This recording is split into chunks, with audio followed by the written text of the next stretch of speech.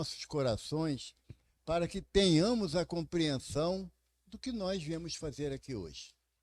Por que nós viemos aqui na casa, no CEFAC, Centro Espírita, Fé, Amor e Caridade, a casa do irmão João, que é um espírito de uma simplicidade tamanha que ele não busca sobrenomes ou nomes altivos, é só irmão João, para nos aproximar mais ainda dessa espiritualidade amiga que busca nos auxiliar. A minha casa, a casa que eu estou matriculado, aqui eu estou internado, mas eu estou matriculado em outra casa, que é o Centro Espírita Casa do Caminho Chico Xavier, aqui na freguesia, na Edgar Werneck 929, e é a casa que tem como mentor o nosso querido Chico. E a Rose estava falando, e eu lembrei, a primeira vez que eu vim aqui no CEFAC, foi na pandemia, em 2020, quando o CEFAC começou a fazer as palestras virtuais. E a primeira palestra virtual, a Jane me laçou e pediu para eu fazer, através do Zoom, a palestra. Fizemos a primeira palestra e, após a palestra, a Adriana, que ela vem mais aos sábados, né? A Adriana me convidou para conhecer a casa. E conversei com Jane também, aí resolvi vir, porque a época da pandemia, até pela nossa necessidade muito grande, foi implantado um trabalho de assistência às terças, quartas e quintas, que consistia num pequeno estudo do Evangelho, descíamos para a parte de atendimento nas salas de corrente e depois íamos para a sala de cirurgia. E eu vim numa quinta-feira aqui, eu e Jane e a Isabela, que eu falo que é meu chaveirinho, né, que é uma sobrinha que eu trato de sobrinha, de filha, de afilhada. Depende, como se ela estiver muito irritada, é a filha, porque aí filha a gente dá bronca. Se estiver tranquila, é a afilhada. Aí viemos nós aqui, quando nós chegamos aqui, a Jane abriu o portão, entrou, e quando eu abri o portão, tinha um espírito vestido à moda franciscana ali no pátio. E ele olhou para mim, a Luiz, e falou assim: Chico falou que você vinha. Eu falei, gente, os espíritos têm uma rede de informação, né? Eficiente, rapaz. Não tinha falado com ninguém que eu vinha, mas aí ele falou, Chico avisou que você vinha, seja bem-vinda. Eu falei, e aí ferrou. Por quê? Porque aí você invariavelmente acaba criando um vínculo sentimental, um vínculo de amorosidade com a casa, e nós se vão 4 anos, né, nessa brincadeira. E as tarefas vão se desenvolvendo. E quando as tarefas vão se desenvolvendo, nós vemos o quanto que a espiritualidade se entrelaça numa rede de auxílio constante. Quem faz as divisões pela ignorância somos nós. Nós que separamos, né? Quem é da casa tal vai para lá, quem é da casa X vem para cá. Mas a espiritualidade não, a espiritualidade agrega a boa vontade do trabalho na prática do bem, do amor e da caridade fraterna. Tudo bom, meu filho? Esse é o Igor, gente. E a esposa dele. Eu não estou aqui para guardar segredo. É a Francis. Tá bom?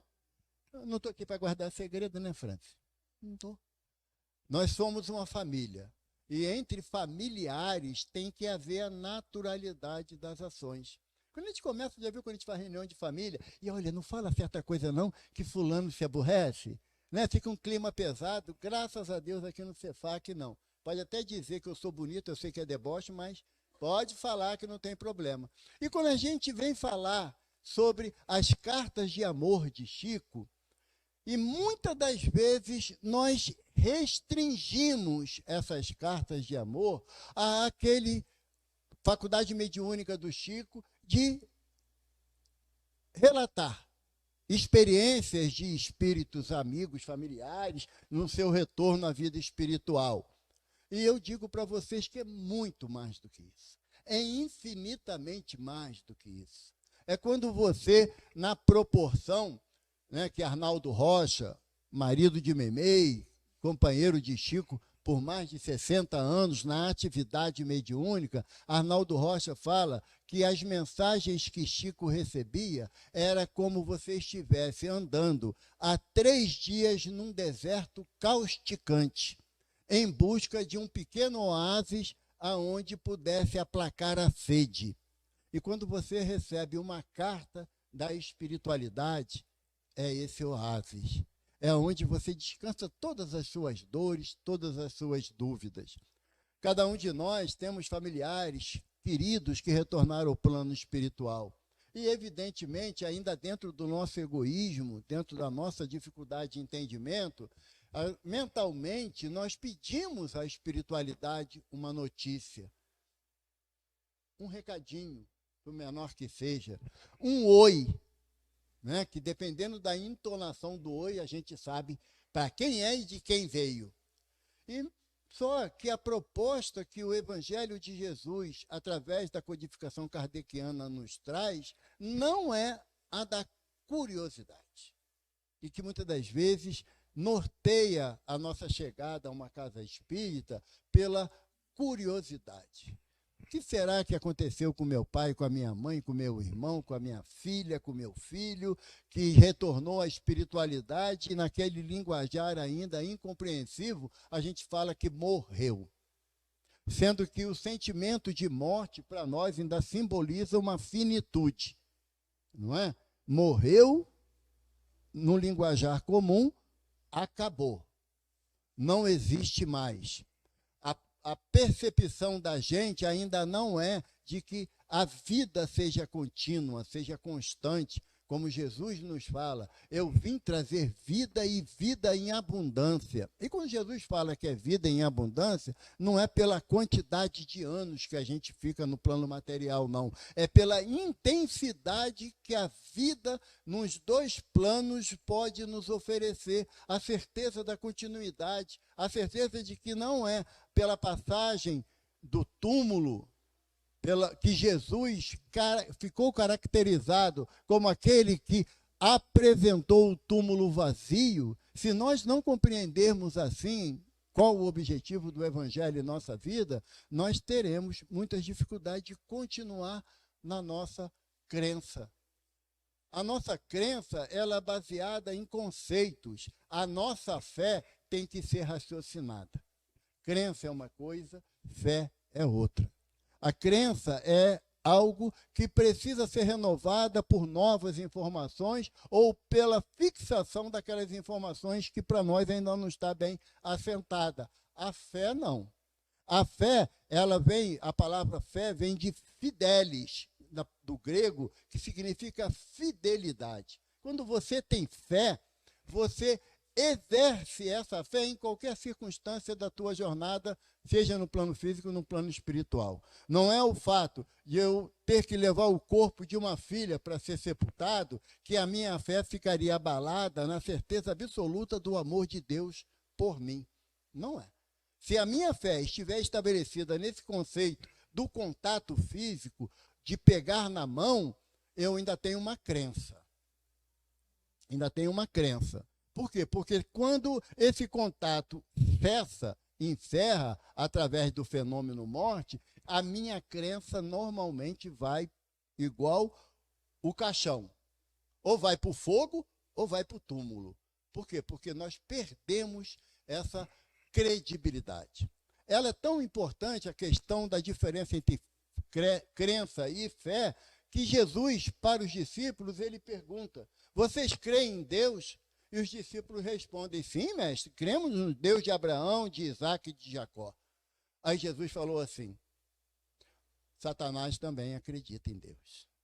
Faz a vontade de Deus que os diferenciará do opositor, daquele que faz ao contrário do que é devido. E fazer a vontade é a fé ativa, porque Tiago, mais adiante, ele vai escrever na sua epístola que a fé sem obra é morta.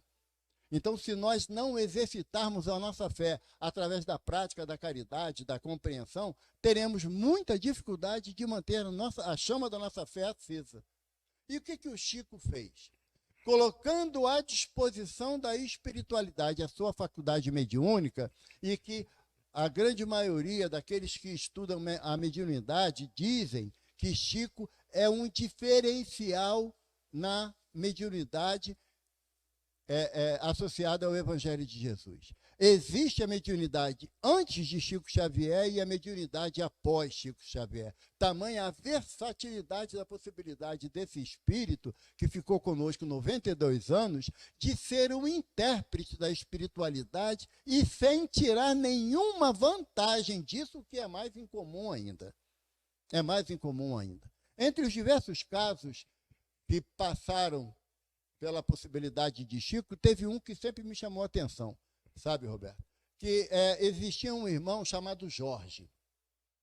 Jorge, ele era negro, pobre e morava longe, mas muito longe de Uberaba.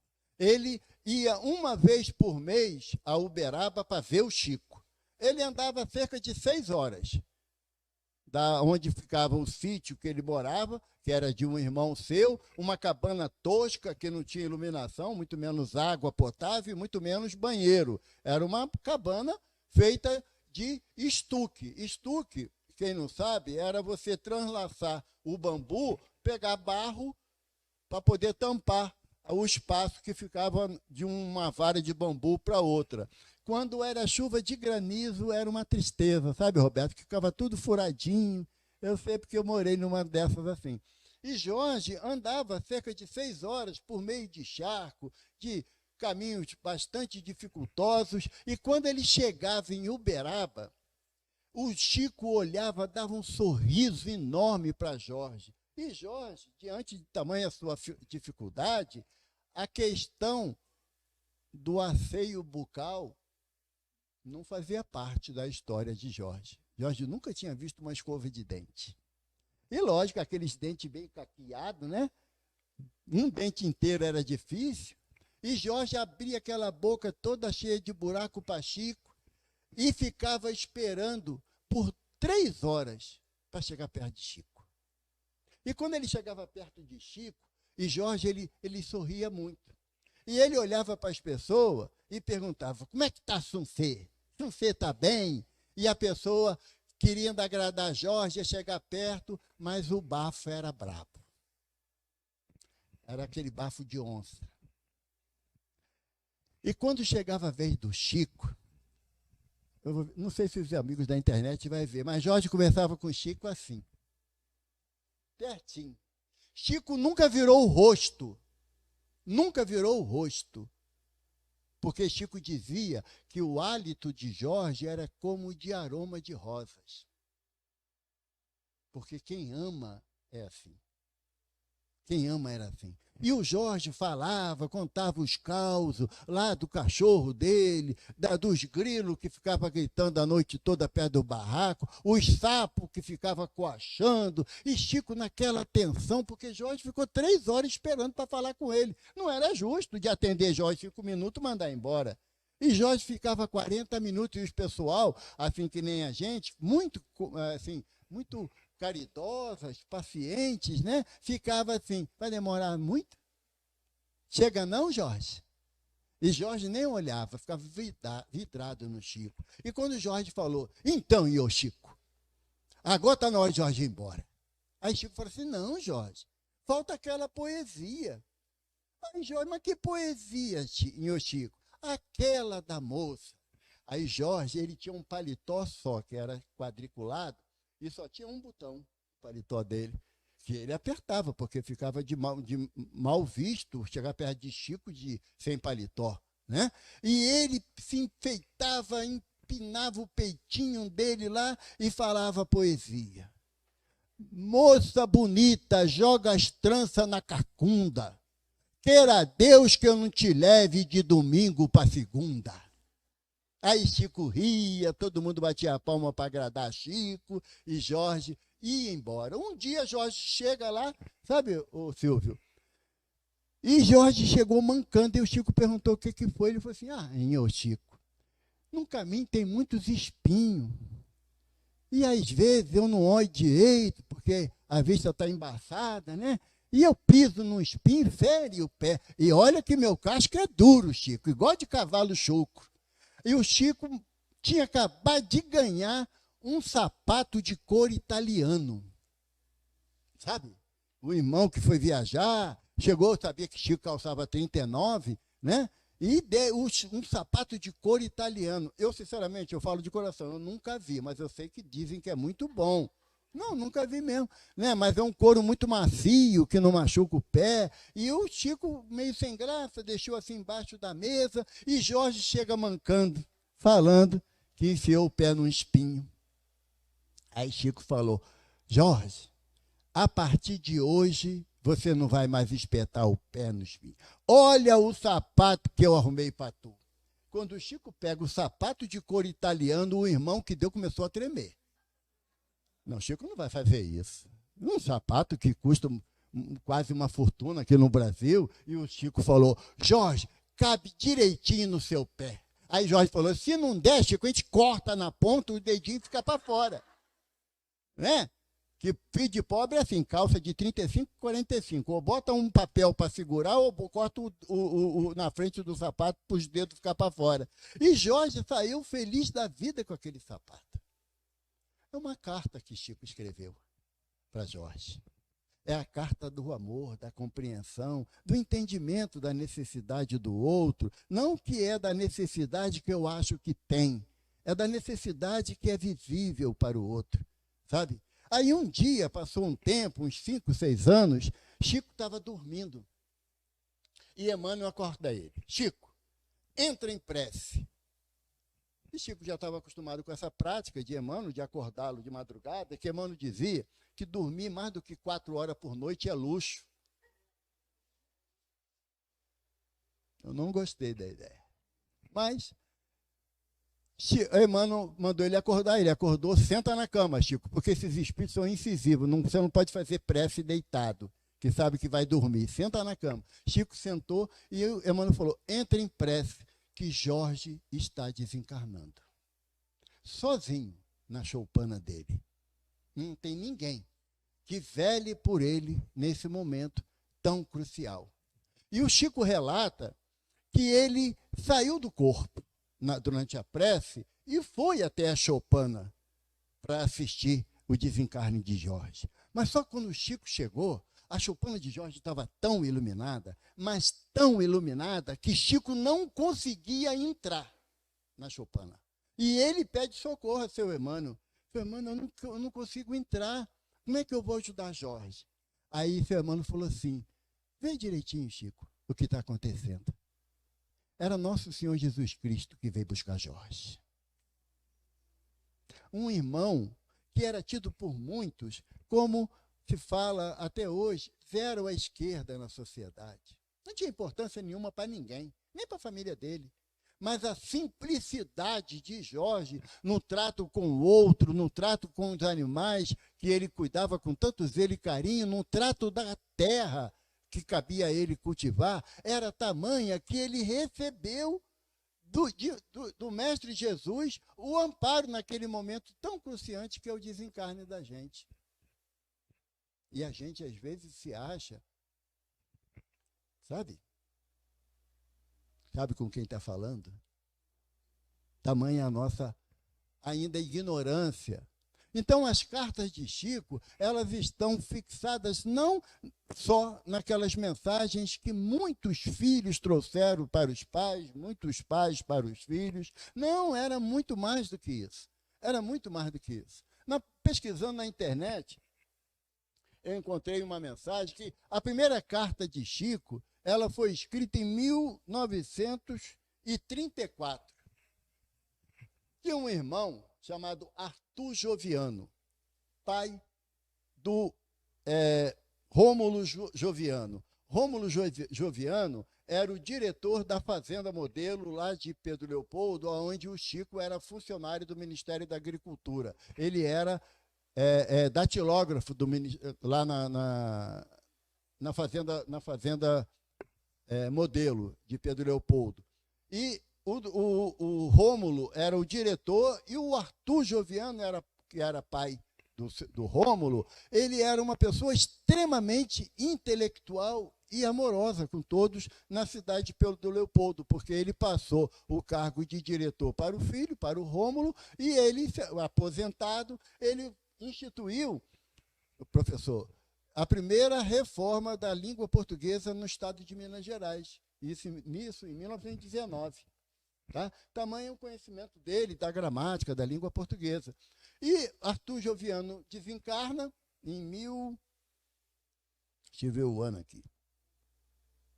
Não diz. Em 1933 ele desencarnou. Em 1934 ele começou a mandar mensagens através de Chico para os seus familiares. A maioria aqui deve conhecer quem é Arthur Joviano.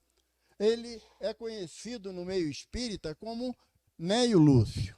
Aquele que editou o livro Jesus no Lar e outras tantas obras é Arthur Joviano. Neio Lúcio está lá no livro 50 anos depois, né, que Emmanuel relata para a gente, um espírito já, àquela época, cristianizado.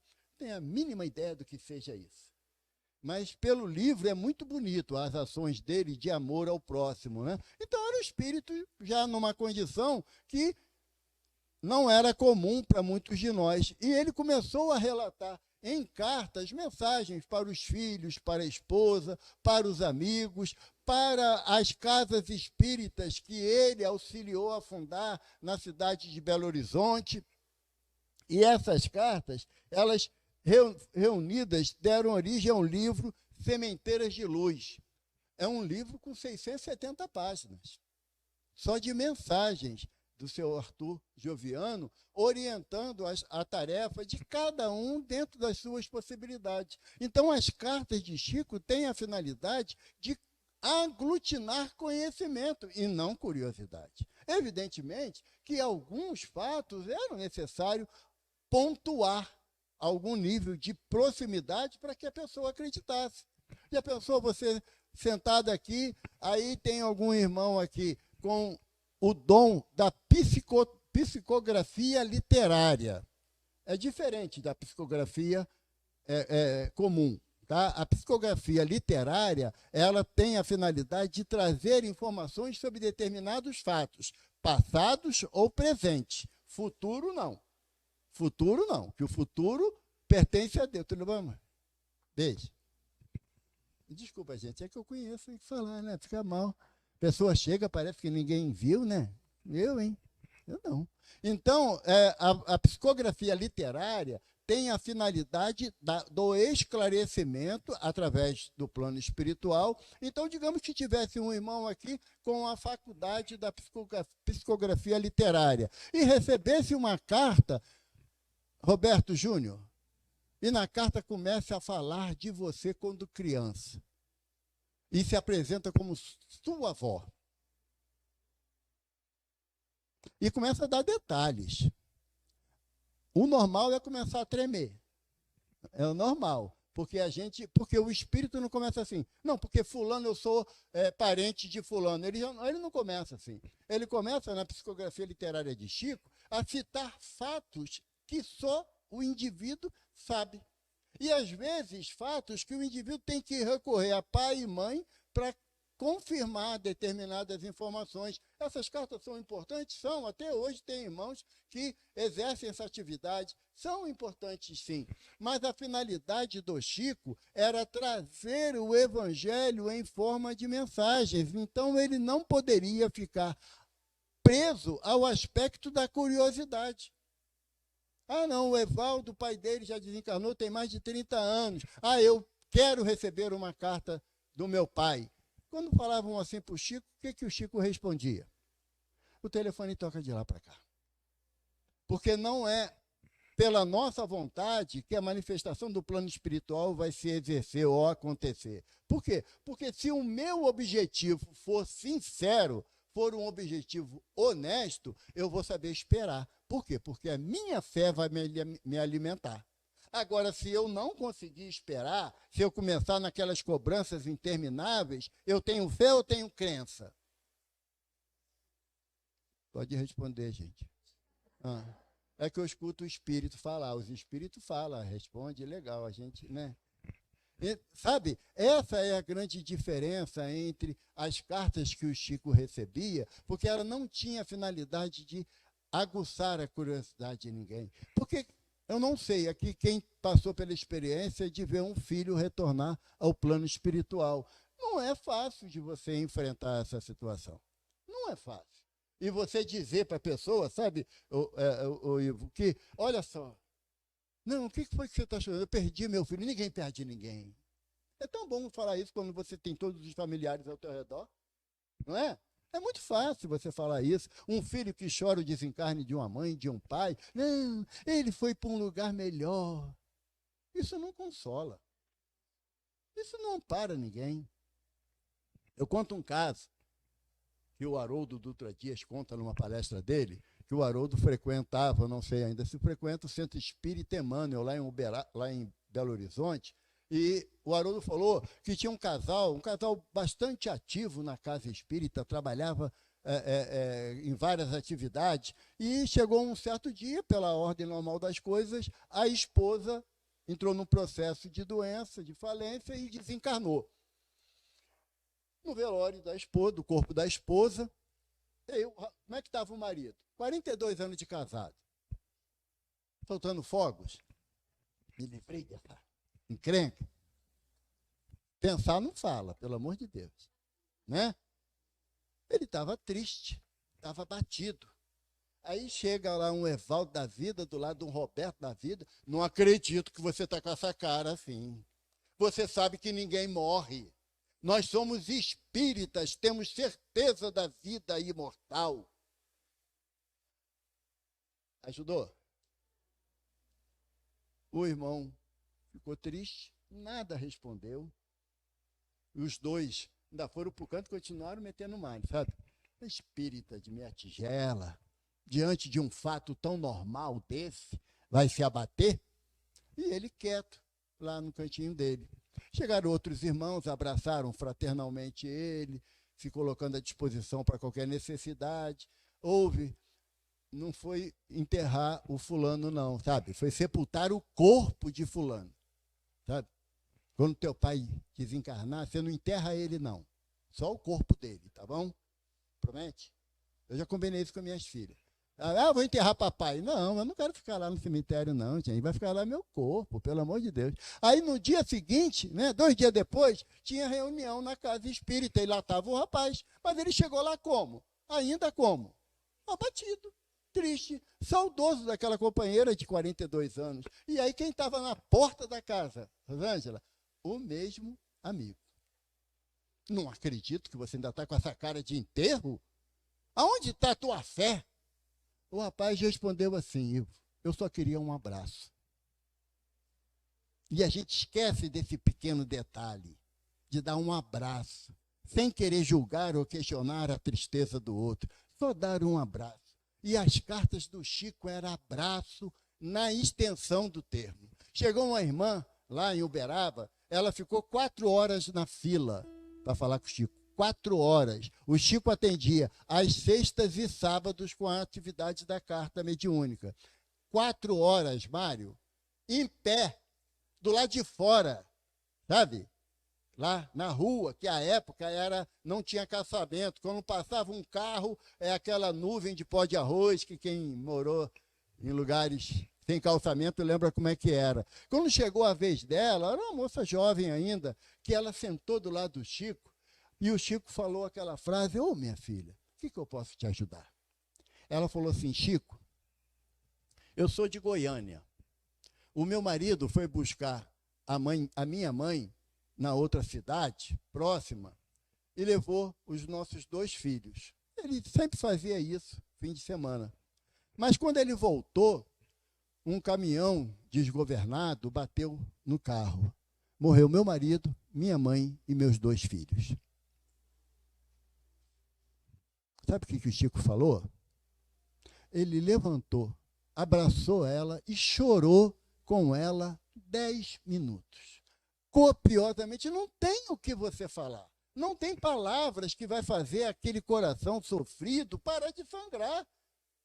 Sabe? Então, as cartas que o Chico trazia pela sua mediunidade abençoada, tinha a finalidade de acalmar corações e não satisfazer curiosidade. Quando nós viemos ao Cefac e temos a certeza que somos amparados pela equipe espiritual dessa casa, que não trabalha para a gente, trabalha para Jesus. Então, eles vêm para acalmar os nossos corações e não satisfazer o nosso ego. Sabe? Quem quiser vir aqui para resolver questões materiais, eu sinto informar, está perdendo tempo. Está perdendo tempo. Se você veio aqui em função de uma dor moral ou mesmo física que você carregue, é justo você chegar aqui e pedir ajuda. É super justo. Mas eu peço a vocês de coração, não exija nada não. Não exija nada não. Coloque-se sempre na condição daquele que espera com confiança, com fé. Pode até falar uma frase muito conhecida, né? Se tiver merecimento, eu receberei. Só que o nosso conceito de merecimento ainda está muito restrito a uma avaliação imediata. Muito imediata. Quando nós pensamos, o espírita, quem lê o Nosso Lar aqui vai lembrar que no nosso lar, a dona Laura, que é mãe de Lísias, ela conversa com André Luiz acerca do bônus hora. Lembra disso? Foi a melhor notícia que o espírita recebeu. Bônus hora, que é pagamento. Sabe? Fez alguma coisa, vai ter um retorno. Só que eu vou dar um pequeno aviso. A dona Laura fala para a gente que a questão da relação de bônus hora seria como se fosse uma moeda espiritual em nosso lar, que você poderia adquirir uma casa não por propriedade, tá? Porque a casa pertencia ao nosso lar, mas você tinha direito de morar naquela casa a partir do momento que você conquistasse 30 mil bônus hora. Mais barato que o sistema financeiro habitacional, né, Alberto? Mais barato. Mas 30 mil bônus horas. E aí, André Luiz falou assim, bom, 30 mil bônus hora, como é que é a contagem? Não, bônus hora é relativo às horas trabalhadas. Então, bom, uma hora para um bônus hora, né? André Luiz, quando ele estava nessa conversa, ele tinha trabalhado 52 horas direto nas câmaras de retificação. Aí André começou a fazer as contas, 52 bônus horas. Cara, estou no caminho legal. Aí dona Laura faz o quê? Mas acontece, André, que o bônus hora ele é relativo à qualidade do trabalho executado e não à quantidade de hora trabalhada. Complicou para mim, porque a qualidade está intrinsecamente ligada à forma como eu me dedico à tarefa. Tá certo? Quando a tarefa é assim, eu não acaba nunca essa fila, ainda tem que dar passe mais 40. Todo mundo resolveu vir hoje, só porque eu vim. Tem qualidade de hora aí, não. Tá bom? Eu vou para lá, mas olha, Jane, quando começa a falar, né, gente, não para. Né? Vai acabar 8h15, no mínimo. Antes disso, não acaba, que Jane não deixa. Está ganhando bônus hora, não, gente. Porque a reclamação é clamar, é contrário àquilo que você desejava que acontecesse. Aí você clama a Deus. Reclamar é clamar novamente, ou seja, aquela insistência da atividade em comum. Então não ganha bônus hora. Mas aí a dona Laura fala assim, mas um detalhe, André, que avalia, ajuda a gente pra caramba. Muito, eu vou dizer sinceridade, ajuda mesmo. Quem pode avalizar a quantidade da hora trabalhada, sabe quem é? Papai do céu. É Deus. Aí ficou mais difícil. Por quê? Como é que eu vou entender a contabilidade divina? Não tenho elemento para isso. Quando o Chico falava, recebia uma mensagem e alguém chegava perto dele, não era incomum as pessoas ajoelharem, sabe? Ainda naquela percepção do endeusamento, da idolatria. Quando a pessoa fazia isso, o Chico ajoelhava junto. E falava assim, Chico, você hoje me ajudou muito. Não, minha filha, eu sou só o carteiro. Não fiz nada. E ele falava uma frase que me impacta até hoje. O Chico falava assim, eu sou igual um capim. Quando morre um capim, nasce outro capim. E ele era tão destituído, e é ainda tão destituído do verme corroedor da nossa tranquilidade, que é a vaidade, que uma vez uma irmã chegou perto dele e falou assim: Chico, tive um sonho maravilhoso essa noite. Ah, minha irmã, que bom. Pois é, eu sonhei que eu estava lá na arena de Roma, no Coliseu Romano, junto com outras pessoas cantando hinos a Jesus, e aí abriram uma porta, veio as feras. Ah, Chico, o leão veio, me deu uma mordida no pescoço e eu morri. Aí o Chico: ah, que bonito, minha filha. Ah, muito bonita essa cena. Aí ela fez aquilo que não se deve fazer, perguntar para um espírito esclarecido alguma coisa. Chico, você também estava lá? Estava. Estava sim, minha filha. Você também morreu na arena? Não, minha filha, eu era a pulga do leão. Sabe? A pulga do leão. A pulga, ela tem uma verminose, né? Trypanosoma crucis, ou conhecido como tênia. Eu acho que eu era isso. O Trypanosoma crucis da tênia, da pulga. Porque a gente quer uma altivez em relação ao outro que nos afasta cada vez mais do Evangelho de Jesus. Nos afasta da possibilidade da aprendizagem que o Evangelho nos propõe, através de quê? De você ensinar pelo exemplo e não pela palavra. O Chico dizia que ele teve a oportunidade, Chico viajou para os Estados Unidos, para a Inglaterra, para a França, né? Ele teve a oportunidade, junto com Valdo Vieira, de fazer essas viagens, e ele falou que foi um aprendizado muito grande, apesar de não falar nenhum outro idioma, mas foi um aprendizado muito grande. E ele, inclusive, lá na Europa, nos Estados Unidos, ele recebeu mensagens em inglês que originou o livro Irmãos de Outras Terras, o nome do livro. Irmãos de Outras Terras. E tem mensagem de Benjamin Franklin, da Marilyn Monroe, onde ela esclarece que ela não desencarnou pelo suicídio, várias mensagens. E o Chico dizia que ele teve a oportunidade de ver a Bíblia em vários idiomas nessas suas viagens, né? Em francês, alemão, italiano. Ele sempre se emocionava quando pegava uma encadernação de luxo da Bíblia, mas ele dizia que o que mais emocionava ele era quando ele via o Evangelho nos atos de alguém. Porque ele fala que Paulo de Tarso nos ensina que nós devemos ser cartas vivas do Evangelho, mas não na palavra, mas nas nossas atitudes, sabe? De transformar os nossos atos a ponto de que as minhas atitudes façam associação, quem assiste, faça a associação a uma passagem do Evangelho. Show de bola, é esse o objetivo.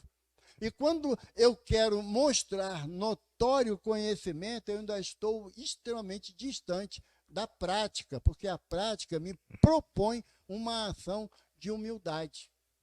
De humildade. Certa vez, ainda em Pedro Leopoldo, uma irmã desarvorada, muito transtornada, ela foi na fazenda Modelo procurar o Chico. E o seu Joviano, chefe do Chico, o Rômulo Joviano, ele combinou uma coisa com o Chico. Chico, aqui é seu local de trabalho. Então, toda vez vem alguém aqui procurar você e você não consegue exercer a tarefa que você tem que exercer porque é pago para isso. Então, eu vou fazer o seguinte: toda vez que alguém vir te procurar, eu vou deixar já o porteiro da fazenda orientado para dizer que você estava no meio do pasto, porque o Chico fazia fiscalização sanitária também dos animais. Então, a pessoa vai vir te buscar, eu vou dar essa ordem e você não para de trabalhar dentro da sua função. O Chico teve que obedecer, porque era o chefe dele, não tinha como recusar. E a mulher chegou lá de manhã, à tarde, procurando o Chico, e o porteiro deu essa informação. Mas ele veio trabalhar? Veio, sim, senhora, só que está lá no pasto, não tem como chamar ele. E a mulher voltou, foi embora, muito contrariada. Da Fazenda Modelo até o centro de Pedro Leopoldo, dava uns 50 minutos de caminhada. Quando ela chegou, já estava entardecendo para escurecer. Foi na casa do José Cândido, que é irmão do Chico, e falou: eu quero falar com o Chico. Aí ele falou: olha, ele deve estar no trabalho, ainda não chegou. Aí ela foi na casa do André Luiz, outro irmão do Chico, que era sapateiro. Chico, está aí? Não, não está, ainda não chegou. 8 horas ele vai estar lá no centro, no Luiz Gonzaga, a senhora vai lá. O Chico deu 8 horas, ele chegou, foi para o centro, na atividade dele. Como era comum as pessoas procurarem, o Zé Cândido nem André Luiz não falaram nada com ele. E ele estava lá naquele momento do atendimento fraterno, né, que é tão comum nas casas espíritas, e ele conversando com um casal, a mulher entra, mas daquele jeito bastante tumultuado mesmo, e fala assim, você é um sem vergonha, né? Fui no teu trabalho e você não estava. Procurei lá na casa do Zé Cândido e você não estava. Do André Luiz também não estava. E o Chico falou assim, ô, minha irmã, eu vou atender você. Não, eu quero um passe. O Chico falou, tá bom, eu vou dar um passe, só um minutinho. Você levanta agora e dá um passe. Deu um bufetão na cara do Chico. Chico arregalou o olho, ficou estático, levantou, foi na cozinha para pegar água na moringa, mas tremendo, de nervoso. Aí Emmanuel falou, o que você está fazendo? Seu Emmanuel, o senhor não viu? A mulher me deu um tapa na cara. Vi. O senhor não acha que eu estou certo? Tá, mas quem tem necessidade é ela. Vai lá dar um passe nela. É isso que é uma carta de amor. É você passar por cima da sua dificuldade para atender aquele que está numa dificuldade maior que você. Senão a gente se nivela. Senão, já? Eu vou mostrar isso para todo mundo. Ela fica ali acanhadinha, mostra só o cartãozinho de tempo ali, ó. Não está aqui mais não, agora está ali, para disfarçar a gente. Então, a finalidade das cartas do Chico não era de satisfazer a curiosidade de ninguém, mas acalmar corações. Certa vez um rapaz estava lá em Uberaba, sentado lá, ele conseguiu sentar, e lá era o seguinte, era banco para 60 pessoas, sabe, Mário? Banco, não é cadeira com encosto, não. Ar-condicionado, nem pensar. Água gelada era coisa do futuro, tá bom? Era banco de madeira. O rapaz estava sentado, já tinha 6 horas que ele estava ali sentado esperando a vez dele. E o Chico atendia aí recebeu uma carta, leu a carta, era de um familiar, outra carta. Eram 6 cartas por dia que o Chico recebia. E às vezes tinha 300 pessoas esperando. Não era tão fácil assim. Não era satisfazer a curiosidade de ninguém, nem o ego de ninguém. E quando terminou as cartas, Chico atendia as pessoas. E ele atendia até as 2 horas da manhã, as pessoas, com um sorriso no rosto. Sabe? Beijava a mão de todo mundo. Quando chegou a vez do rapaz, o Chico olhou para o rapaz e falou assim, a sua avó, Margarida, está dizendo para você não cometer esse ato de loucura. Porque o rapaz foi lá para dizer para o Chico que ele ia se matar naquela noite e ele queria primeiro se despedir do Chico. Só que ele não chegou a falar isso com o Chico. Chico, lendo ao lado espiritual do rapaz, falou, a sua avó Margarida está dizendo para você não fazer esse ato translocado, que vai causar muito sofrimento. Essa é a finalidade de uma carta, de uma mensagem espiritual, sabe? Não é para saber se eu estou com câncer, sabe, Aloysio? E eu vou entrar naquela sala de cirurgia e vou sair de lá renovado, sem câncer. Não é isso, não. O doutor Herman, uma vez, numa mensagem, ele falou assim para a gente, você guarda mágoa no coração? Muito bom, vai ter um câncer, vai morrer dele. Porque mágoa não se desfaz, a não ser que eu queira, cada um de nós queiramos desfazer a mágoa. Você não perdoa? Que bom, vai morrer de ataque cardíaco. O que a espiritualidade está falando? Ou eu mudo o meu comportamento no meu dia a dia, ou não tem espiritualidade que resolva aquilo que eu posso fazer, que eu posso mudar, que eu posso alterar a rotina da minha vida diária. Então, as cartas são de amor, por quê? Porque eram cartas que esclareciam o espírito para o plano, para a sua vida inteira. Para a sua vida inteira. Como está encerrando, 2 cartas, Aloysio, que me chamou a atenção, Chico recebeu, segundo alguns falam, de 30 a 40 mil cartas durante a sua vida física. tá? Mensagens psicográficas de 30 a 40 mil cartas. Livros oficialmente catalogados 412, mas tem mais aí 38 que estão dizendo também que era da lavra mediúnica dele, mas isso daí se torna secundário. O Chico, um dia, sentado, o Francisco, para receber as comunicações de carta, ele levou 6 horas numa única carta. Era em braille. Em braille. Então, ele não sabia como ia fazer as marcações num papel para que, caso alguém cego pudesse, passando a mão, ler. E quando ele terminou, exausto, ele, muito sem graça, ele falou assim, olha, pegou o papel, fez assim, é esses pontinhos aqui, que eu não sei o que significa. Aí, uma pessoa que estava com uma senhora do lado falou assim, ô Chico, é braille, e a minha mãe sabe ler em braille. Aí o Chico pediu para levar para ela leu, era a carta da mãe dela, para ela. Sabe? Dizendo para ela que a cegueira que ela tanto repudiava, tanto reclamava, era Deus dizendo para ela começar a olhar para dentro dela, para enxergar as dificuldades dela, do orgulho, da vaidade, da prepotência. Da mensagem da mãe em braille. Uma outra carta que Chico recebeu foi uma carta cheia, e ele dizia assim, diz assim, né, na entrevista, cheio de rabisquinho. Era em hebraico. E ele falou, alguém sabe ler esses rabiscos aqui? Aí tinha um casal de São Paulo, que o filho tinha desencarnado num acidente de moto.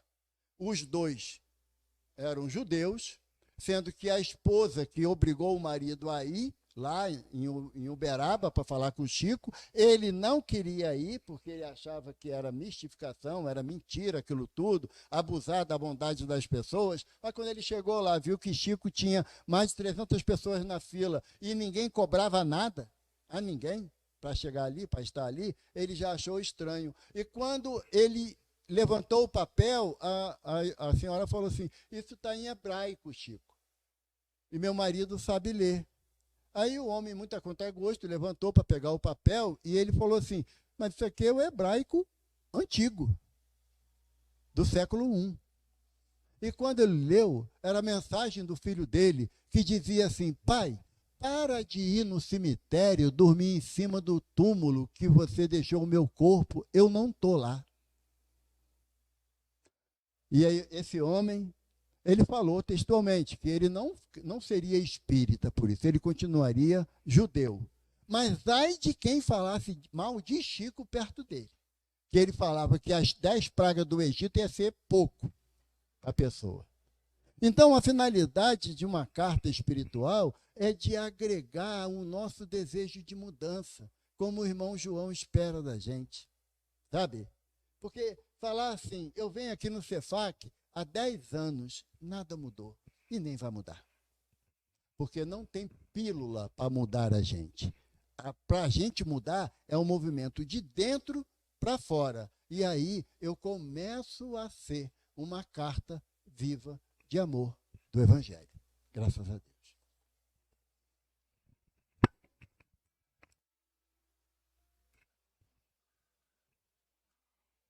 Que alegria, né? Assunto tão sério e quanta alegria e quanto material para a gente refletir para a nossa vida imortal, para as nossas dificuldades. Obrigada, Evaldo.